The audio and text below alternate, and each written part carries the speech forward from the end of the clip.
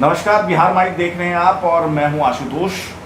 देखिए, हम जब भी कहीं घूमने का प्लान बनाते हैं या कहीं इमरजेंसी में कहीं जाना होता है तो या आपको जल्दी से जल्दी कहीं जाना हो तो आप हमेशा ये सोचते होंगे कि मैं फ़्लाइट बुक करूं और सस्ता से सस्ता टिकट मुझे मिल जाए। और जैसे ही सस्ते टिकट की बात आती है तो हम ऑनलाइन पे जाते हैं। लेकिन हमारे साथ एक ऐसे शख्सियत हैं जो ऑनलाइन से भी सस्ता फ़्लाइट टिकट उपलब्ध कराते हैं। मतलब अगर आप सोचिए कि कोई ऑनलाइन पोर्टल आपको ऑनलाइन जो ई कॉमर्स की कंपनियां होती है, जो ट्रैवल कंपनियां हैं, वो अगर आपको 10 रुपये का टिकट दे रही है तो ये 8 रुपये, 7 रुपये, 6 रुपये और इनफैक्ट कभी कभी 50% सस्ती टिकट भी देते हैं। हमारे साथ है शंकर झा और ये अपनी कंपनी के बारे में बताएंगे, अपने बारे में बताएंगे और अपनी यात्रा के बारे में बताएंगे और दूसरों की यात्रा को कैसे सस्ता, सुविधा और सरल बनाते हैं ये भी बताएंगे। तो शंकर जी, बहुत बहुत स्वागत है आपका हिंदी माइक पे, बिहार माइक पे। और सबसे पहले मैं चाहूँगा कि आप कंपनी के बारे में भी जानेंगे, बाकी चीज़ों के बारे में भी जानेंगे और ये कौन सा फार्मूला है जिस फार्मूले के तहत आप लोगों को सस्ता, ऑनलाइन से भी सस्ता टिकट देते हैं, ये भी जानेंगे। लेकिन सबसे पहले आप अपनी यात्रा बताइए कि ये जो आपने ट्रैवल एजेंसीज़ या ट्रैवल कंपनी खोला आपने और इतनी क्या टर्नओवर है आज के डेट में उसका, जो बता सकते हैं ऑन कैमरा, और कहाँ से आपकी यात्रा शुरू हुई या जब दिल्ली के एक सबसे जो सेंट्रल दिल्ली के टॉप पॉइंट पे बैठकर आप ऑफिस चला रहे हैं, स्टाफ मेंटेन कर रहे हैं, तो ये यात्रा कहाँ से शुरू हुई और अभी किस पोजीशन पे आप हैं, आगे क्या प्लान है, ये भी थोड़ा बताइएगा। सबसे पहले हिंदी माइक देख रहे सभी श्रोताओं का नमस्कार। टूरिज़्म इंडस्ट्री में आने का जो मेरा सफ़र है वो इस आने से पहले ही तय हो गया था, क्योंकि मेरी पढ़ाई ही टूरिज़्म इंडस्ट्री में हुई है। जब टूरिज़्म इंडस्ट्री में आपने टूरिज़्म मैनेजमेंट किया है, लैंग्वेज किया है, इस इंडस्ट्री में पढ़ाई लिखाई किया है, तो जाहिर सी बात है कि आप चाहेंगे कि आफ्टर जो कोर्स है, जो मैनेजमेंट है, उसके बाद आप इसी इंडस्ट्री में जाए। तो जैसा कि अक्सर होता है, मेरा भी साधारण ही रहा है कि पहले हमने जॉब किया कुछ दिन और फिर एक्सपीरियंस के बाद मुझे लगा कि इस इंडस्ट्री में कुछ अपना किया जा सकता है, तो हमने इसमें अपने सफ़र की शुरुआत की। दिल्ली में एक यूनिवर्सिटी है, जामिया मिलिया इस्लामिया, वहाँ से हमने मैनेजमेंट करा था 2011 में। ट्रैवल मैनेजमेंट, टूरिज़्म मैनेजमेंट, हाँ, ट्रैवल एंड टूरिज़्म मैनेजमेंट कह सकते हैं। वहाँ से लैंग्वेज होता है, MADS होता है, यानी इससे रिलेटेड जो कुछ भी होता है। चूँकि उसी समय हमारा यूनिवर्सिटी एक होस्ट कर रही थी एक ट्रेनिंग जिसका नाम था अर्न वैल्यू लर्न, जो कंडक्ट किया गया था मिनिस्ट्री ऑफ टूरिज़्म के द्वारा। तो मैं लकी था उस समय, आप कह सकते हैं। तो मैंने मिनिस्ट्री ऑफ टूरिज़्म से ट्रेनिंग वगैरह भी लिया हुआ है 2011-12 उसी टेन्योर में। उसके बाद हमने जॉब करना शुरू किया। कुछ वहाँ से कैंपस भी हुआ था, हालांकि मैं कैंपस में नहीं गया था क्योंकि वहाँ बहुत कम पैसे दिए गए थे। मैं थोड़ा बहुत, मुझे पहले भी एक्सपीरियंस था, यानी जब कोर्स कर रहा था, ड्यूरिंग द कोर्स कह लीजिए, थोड़ा पहले ही, तो वहाँ जो इंटर्नशिप दिया जा रहा था और मेरी जो रिक्वायरमेंट थी वो मेल नहीं खा रहा था, तो मैंने जॉब ही पसंद किया इंटर्नशिप की जगह, और अच्छा रहा मेरे लिए। पहले LTC LFC करता था, फिर बहुत सारी कंपनियाँ रही जहाँ मैंने काम किया, लगभग 4-5 कंपनियाँ। और 2017 से, 16 से ही इनफैक्ट 17 से हमने अपना कंपनी OJPL ये डाला और पहले बारखम्बारोड में हम थे पिछले 4-5 साल से, कुछ दिन से यहाँ हम, और अपना सफ़र की शुरुआत की है। फिर आपने कहा कि हम सस्ता देते हैं, जो भी आपने बात रखी है। तो पहली बात बता दें कि सिर्फ हम फ़्लाइट टिकट ही नहीं करते हैं। हाँ, मैं वो सवाल पूछने वाला था आपसे कि फ़्लाइट टिकट पे तो बाद में जाएंगे, वो फार्मूला मैं आपसे जानूंगा। क्या क्या मतलब अमूमन क्या होता है ना कि जैसे अगर कोई ट्रैवल एजेंसी या ट्रैवल कंपनी के बारे में दिमाग में किसी के, मैं भी अगर ट्रैवल कंपनी के बारे में सोचता हूँ तो हालांकि अगर मुझे पता है तो ठीक है, बाकी जो मेरे परिवार के लोग या मेरे आसपास के लोग हैं तो सोचते हैं कि अच्छा ये ट्रेन टिकट करवाते होंगे, बस टिकट कराते होंगे, फ़्लाइट टिकट कराते होंगे या टूरिज़्म 3 नाइट 4 डेज़ का पैकेज बेचते होंगे। क्या मतलब किस तरह की सर्विसेज आप देते हैं और एक ट्रैवल एजेंसी या ट्रैवल कंपनी कहें वो क्या क्या करती है, थोड़ा सा बताइए, और आप क्या क्या सर्विस देते हैं। चलिए मैं बता देता हूँ। टूरिज़्म इंडस्ट्री में ना सब कुछ आ जाता है, जिसमें ट्रेवल भी होता है, ट्रांसपोर्टेशन भी होता है, फॉरेक्स भी होता है, वीज़ा भी होता है, और जिसे ट्रिप अरेंजमेंट बोलते हैं। अक्सर वो काम टूर ऑपरेटर का होता है, उसका नाम होता है टूर ऑपरेटर। जो कोई पैकेज करता है ना, वो टूर ऑपरेटर होता है। जाहिर सी बात है, हम बोल देंगे हाँ आप क्या करते हैं, ट्रेवल एजेंसी चलाते हैं, तो मान सकता है अच्छा ट्रेन टिकट करते हैं। लेकिन ट्रेन टिकट, ये कहना कि ट्रेन टिकट नहीं करते हैं या ट्रेन टिकट टूरिज़्म इंडस्ट्री का पार्ट नहीं है, ये तो गलत होगा। लेकिन सिर्फ इतना ही नहीं है, टूरिज़्म इंडस्ट्री जैसे हमारे मोदी जी ने भी कहा था, जो चाय बेचता है ना वो भी टूरिज़्म का पार्ट है। तो टूरिज़्म इंडस्ट्री बहुत वास्ट है, बहुत ज़्यादा है, और शायद ये दुनिया का सबसे बड़ा इंडस्ट्री है। लोग कहते हैं अभी टूरिज़्म जो हमारी जीडीपी है या दुनिया का जीडीपी है, या बहुत सारी ऐसी कंट्री है जो टूरिज़्म बेस ही है, यानी टूरिज़्म से ही सब कुछ होता है। तो सब का काम वही होता है कि ऑपरेट करना चीज़ों को, चाहे ट्रेवल के माध्यम से हो, वीज़ा के माध्यम से हो, फॉरेक्स के माध्यम से हो, ट्रांसपोर्टेशन के माध्यम से हो। तो हम उसमें क्या क्या करते हैं बता देता हूँ आपको। अब हम जैसे फ़्लाइट टिकट है वो करते हैं, और टूर पैकेज का जो भी पार्ट है उसमें होटल आता है, वीज़ा आता है, फॉरेक्स आता है, गाड़ी आता है, सब कुछ करते हैं। हाँ, कोई प्राइवेट गाड़ी हमसे बुक करने आएगा तो हम मना कर देंगे, हम वो नहीं करते हैं। लेकिन मान लीजिए इनबाउंड कोई हमारे पास ग्रुप आता है तो उसके लिए तो हम सब कुछ करेंगे। हो सकता है उसमें हम ट्रेन टिकट भी करें। अब किसी को दिल्ली से देहरादून जाना है, वो बस से नहीं जाएगा, ट्रेन से जाएगा, तो हम अपने ग्रुप को ये थोड़ी बोलेंगे हम ट्रेन नहीं करते। तो उस समय जो आपका काम होगा टूर ऑपरेटर में आ जाएगा। ट्रेवल एजेंसी का मतलब होता है बहुत थोड़ा छोटा हो जाता है। रेलवे टिकट हो गया, हाँ फ्लाइट टिकट लेना है तो ले लीजिए, मतलब वो सिर्फ एजेंट होता है, ऑपरेटर नहीं होता है। एजेंट का मतलब होता है आप जाइए, हाँ करके आपको दे दिया। ऑपरेटर का मतलब होगा कि पूरी प्रक्रिया उसमें आएगी, एक प्रोसेस होगा। पहले मेल किया जाएगा, या आप मार्केटिंग के लिए जाएंगे, आप एग्जीबिशन में उनसे मिलेंगे, किसी न किसी मीडियम से आप पहले उनसे मिलेंगे, फिर वो आपसे आप पे भरोसा करेंगे, फिर आपका बैकग्राउंड देखेंगे, फिर आपके कंपनी का बैकग्राउंड देखेंगे, आपको लगेगा ये काम कर सकता है। हो सकता है एम्बेसी से पता करे आपका, जैसे मेरा कंपनी है मिनिस्ट्री ऑफ कॉर्पोरेट अफेयर्स से या मिनिस्ट्री ऑफ टूरिज्म से एफिलिएटेड है, तो पता करेंगे पहले सब कुछ। और जब उसे यकीन होगा, चाहे डोमेस्टिक हो या इंटरनेशनल, हालांकि रेफरेंस में, पर्सनल रेफरेंस में इतना नहीं होता है। आपको टूर पे जाना है, हाँ जहाँ जी ऐसा है ना कि मुझे गोवा जाना है, एक बना के दे दीजिए, उतना नहीं देखा जाता है। लेकिन जब ये कॉरपोरेट में जाता है या इनबाउंड में जाता है, या बाहर से लोग आते हैं, तो बहुत कुछ देखा जाता है और आपको बताना होता है, कॉन्फिडेंस मिलाना होता है।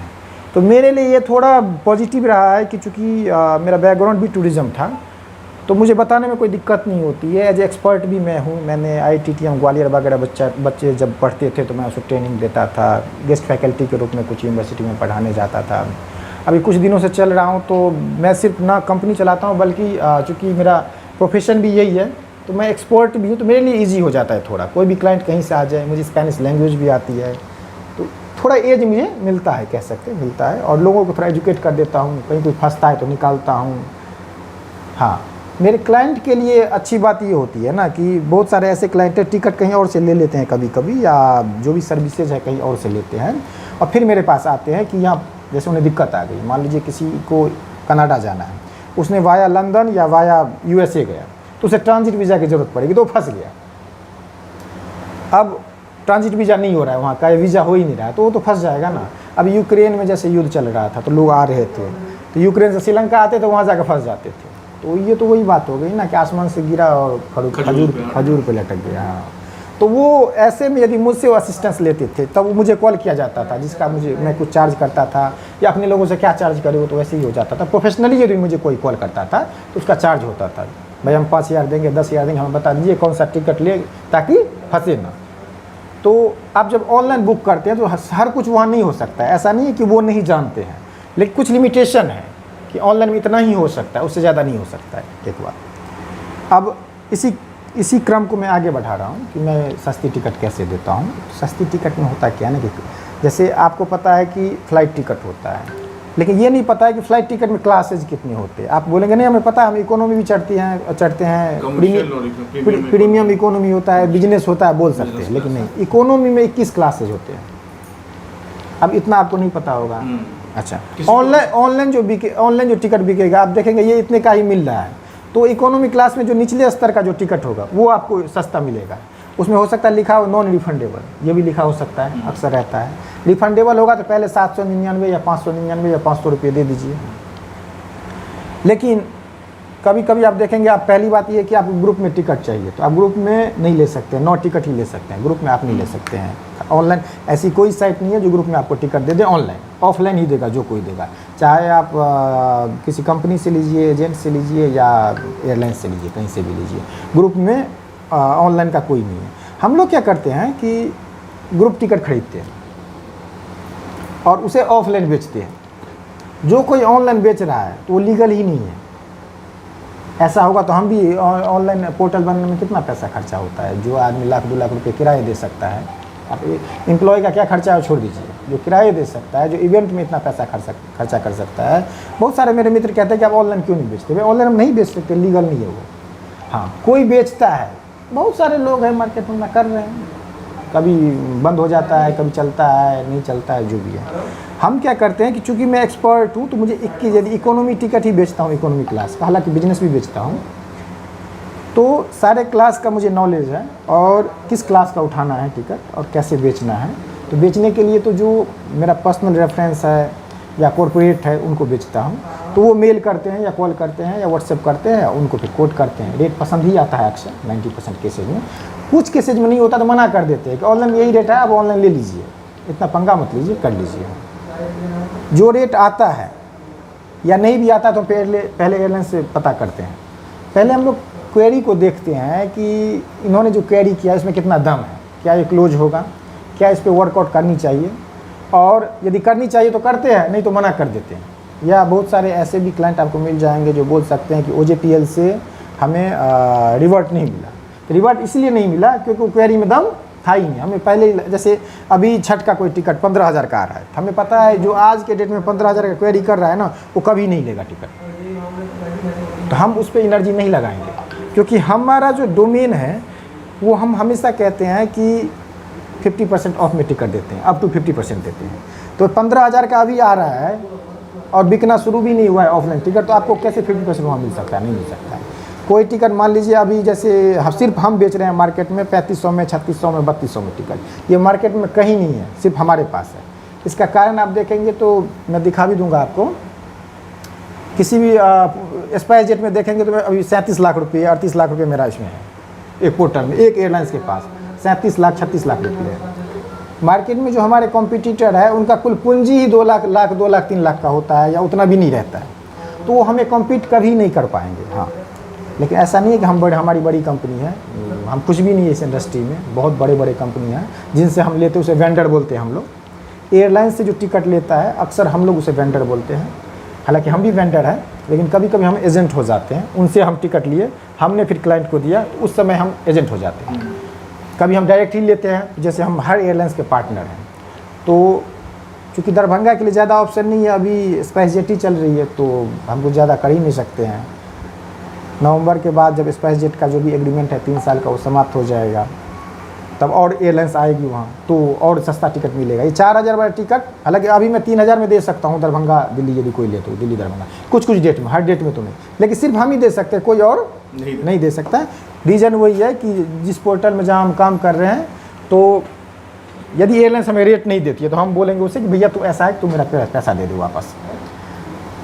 बिजनेस में जैसे आप किसी दुकान पे भी जाते हैं तो वो आपको जल्दी पैसा वापस नहीं देगा, सामान खरीद लेंगे तो आपको क्या बोलेगा, भैया ऐसा है आप सामान ले लो इतने का, पैसा वापस जल्दी नहीं करता है, फिर वो अपना बहाना बनाना शुरू कर देता है। तो हमने भी उसमें इन्वेस्ट कर रखा है, तो हमें रेट देगा, वो नहीं देगा तो हम बोलेंगे तुम हमारा पैसा वापस कर दो। तो यही कारण है कि हमारे पास हमेशा रेट रहेगा। ग्रुप उठाते हैं, कुछ सीरीज फेयर होता है, बहुत सारे फेयर होते हैं जिसको उठा के ऑफलाइन हम बेचते हैं। ऑनलाइन बेचना, हम जो टिकट बेचते हैं उस टिकट को, हालांकि कुछ टिकट को कैसे भी बेचा जा सकता है, ऑनलाइन का ही दुनिया है, लेकिन जो हम सस्ती टिकट देते हैं अप टू 50%, वो ऑनलाइन नहीं बेचा जा सकता है। यदि कोई बेच रहा है तो वो इलीगल है, वो हमारा कॉम्पिटिटर नहीं है, वो गलत तरीके से काम कर रहा है। हम मार्केट में चूँकि बहुत दिनों से हैं, लोगों का भरोसा है, तो हम गलत तरीके से काम नहीं कर सकते हैं। जैसे 1-2 चीज़ बताता हूँ, कुछ कंपनियां ने फ्रॉड किया है अभी। मैं वो पूछने वाला था, चूँकि ऑनलाइन टिकट बुकिंग में एक जो क्रेडिबिलिटी है, ये भी एक बहुत बड़ा सवाल रहता है। और कई ऐसे लोग हैं मेरे भी जानने वाले जो किसी वेबसाइट से वो टिकट बुक किए और उनको बोला गया कि इतने दिन में टिकट भेज देंगे, फिर टिकट नहीं आया, रिफंड भी नहीं आया, फिर वो अपील कर रहा है। मतलब जैसे उसने उसने अमाउंट पे कर दिया, उसको एक बोला गया कि आपको 5 मिनट में 10 मिनट में मेल आ जाएगा, फिर मेल भी नहीं आता। इस तरह की भी चीज़ें घटनाएं घटती हैं। मैं दोनों पे प्रकाश डालता हूँ, एक ऑफलाइन पे एक ऑनलाइन पे।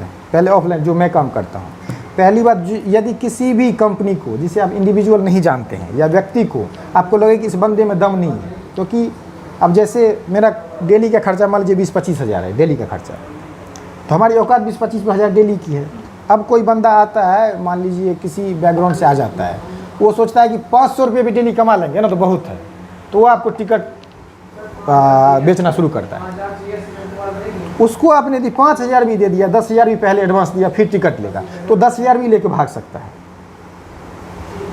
लेकिन जो बंदा डेली का 5 लाख, 6 लाख, 8 लाख, 10 लाख का काम कर रहा है, वो आपका 10-5,000 लेके नहीं भागेगा। अभी आप देखेंगे, आप तो जानते भी होंगे कि जितने भी इवेंट होते हैं, अक्सर मेरा वहाँ प्रेजेंटेशन होता है, अक्सर वहाँ स्पॉन्सर होते हैं, हम वहाँ या जाते हैं, तो इतना, जैसे दिल्ली से बॉम्बे जाते हैं तो 25-50 हज़ार रुपया, लाख रुपया खर्चा होता है। बेंगलोर जाते हैं 2-3 लोगों को लेकर जाते हैं, खर्चा होता है। तो हम, कोई बंदा हम पे फिर ट्रस्ट करेगा कि भाई दिल्ली से यहाँ प्रचार करने आया है, 3 दिन रह रहा है, 3 लोगों के साथ आया है, तो 5,000 लेके थोड़ी भागेगा। लेकिन यदि ऑनलाइन कोई कॉल करता है, सर हमसे टिकट ले लीजिए, हम इतने में ही दे देंगे, हम OJPL से भी सस्ता में दे देंगे, तो वहाँ आप थोड़ा फंस सकते हैं। हालांकि ज़रूरी नहीं है कि सब फंसा ही सकता है। तो ये तो हो गया ऑफलाइन का चक्कर। यदि भरोसा है, ऑफिस आपने देख रखा है, उस बंदे को जानते हैं, आपको लगता है कि इस बंदे का क्रेडिबिलिटी 5-10 हज़ार का है, तब तो दीजिए, नहीं तो उनको पहले पैसा मत दीजिए। अच्छा, पहले पैसा दे भी देंगे तो भी भाग सकता है, क्योंकि मान लीजिए 5 टिकट में 25,000 दे दिया, तो 25,000 उसके लिए बहुत है। सिर्फ फ़ोन बंद करना है या आपको ब्लॉक करना है और कुछ नहीं करना है उसे, तो चला जाएगा। तो कोशिश कीजिए कि ऑफलाइन टिकट उसी बंदे से लिया जाए जहाँ आपको ट्रस्ट हो, जिसको नॉलेज हो, जिसका खुद का टिकट हो, उन्हीं से ले। अब आते हैं ऑनलाइन पे। ऑनलाइन की ये भी एक कहानी बता रहा हूँ आपको। अभी गो फर्स्ट बंद हो गई है, तो बंद हो गई, मान लीजिए बंद हुई ये मई या जून में, कब बंद हुई है? मई जून में बंद हुई है। तो जब गो फर्स्ट बंद हो गई, उन्होंने दिवालिया के लिए अप्लाई भी कर दिया, इंसॉल्वेंसी के लिए DGCA में, तब भी वो टिकट बिक रहा था ऑनलाइन। अब वो टिकट आप बुक करेंगे तो बुक तो हो जाएगा, हो सकता है PNR भी आ जाए, लेकिन यात्रा तो आप नहीं कर पाएंगे, क्योंकि जो एयरलाइंस ही दिवालिया हो गया। ये तो गांधी जी वाली बात हो गई ना, कि आपको चेक ऐसे बैंक का मिला है जो दिवालिया हो चुका है, तो आप तो यात्रा नहीं कर पाएंगे। यात्रा नहीं कर पाएंगे तो पैसा कैसे रिटर्न होगा? तब वो कंपनी आपको क्या बताएगी कि भैया हम पैसा कहाँ से दें, हमें वो एयरलाइंस देगी तब देगी। बात सही कह रहा है, लेकिन उसे बेचना ही नहीं चाहिए ना। लेकिन वो बेचेगा क्यों पता है? कुछ कंपनियां ये कह के बेचेगा कि भैया हमें भी पैसा निकालना है ना, हमारा भी वहाँ फंसा हुआ है, तो हम भी यहाँ निकाल रहे हैं।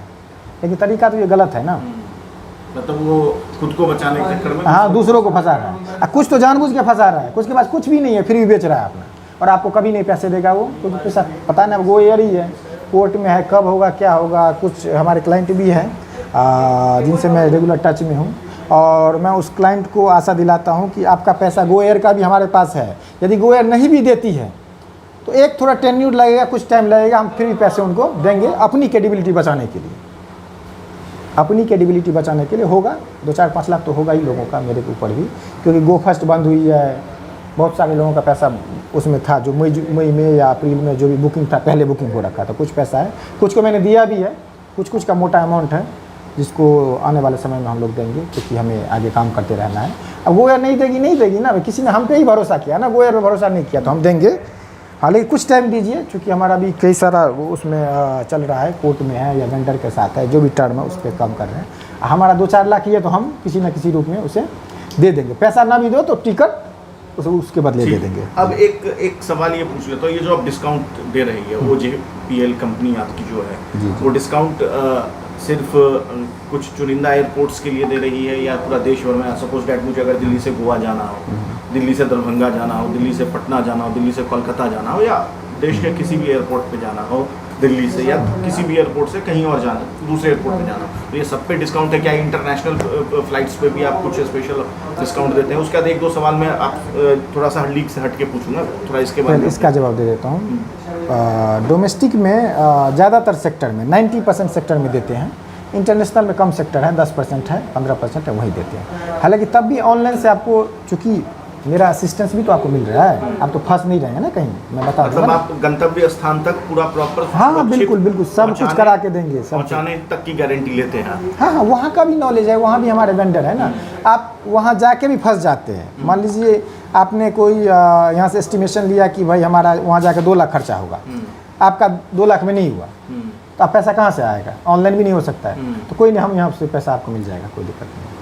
हमारा वेंडर है जो आपको पैसे दे देगा, आप यहाँ आके मुझे पैसा दे देना, या यहाँ आके आप बोल दो अपने किसी को, डिपेंड करता है कि हमारे साथ कैसा रिलेशन है आपका।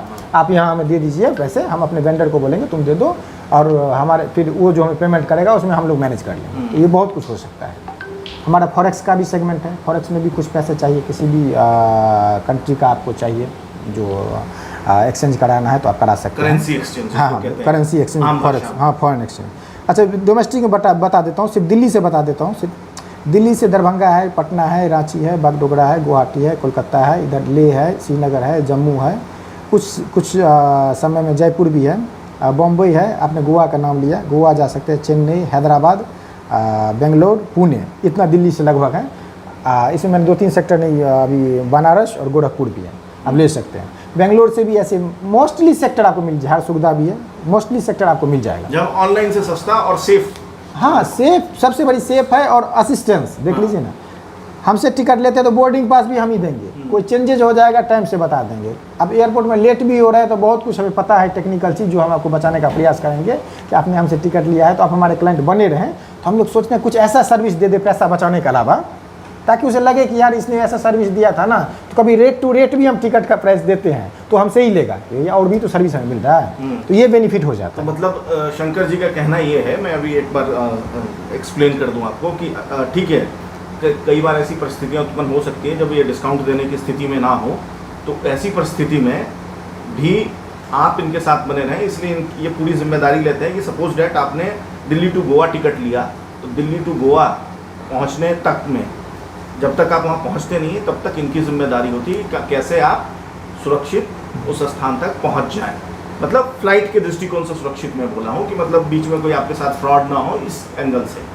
अब एक सवाल मैं पूछना चाहूँगा आपको कि मेडिकल टूरिज़्म ये क्या होता है, थोड़ा सा इसके बारे में बताइए, और आप इसमें किस तरीके का सर्विस प्रोवाइड करते हैं, थोड़ा ये बताइए, क्योंकि मेडिकल टूरिज़्म कुछ चुनिंदा लोगों को पता होगा, बहुत लोगों को नहीं पता होगा। तो मेडिकल टूरिज़्म किस तरीके का क्या है, ये सब्जेक्ट क्या है, थोड़ा बताइए इसके बारे में। आपने पहले ही जिक्र कर दिया, ये लिंक से हट कर होगा सवाल, चलिए ठीक है।